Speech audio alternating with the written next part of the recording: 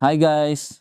Ipapakita ko kung sino sa dalawa ni Maya at GoTime ang may mataas na exchange rate. Since sobrang baba ng conversion rate sa loob ng PayPal app.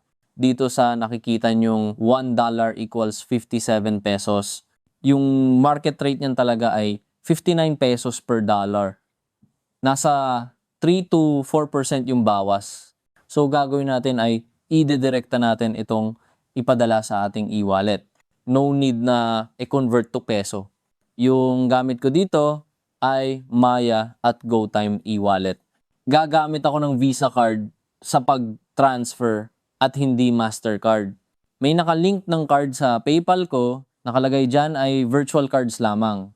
Yes, virtual cards ang gamit ko at hindi physical cards since may available virtual cards sina Maya at GoTime. Pero, pwede pa rin namang e-link yung physical Visa cards ninyo kung meron kayo.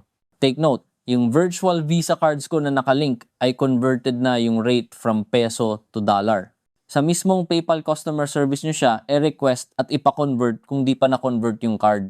Pag hindi kasi converted, convert yan ni PayPal gamit ang sarili nilang rate bago ilipat sa e-wallet mo.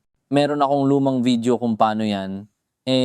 Convert, gagawa rin siguro ako ng bago kung may time. Ngayon, ipapakita ko na sa inyo kung sino sa dalawang e-wallet ang may mataas kang makukuha. Sa PayPal, nag-transfer ako ng $100 patungo sa Maya at $100 din patungo sa GoTime.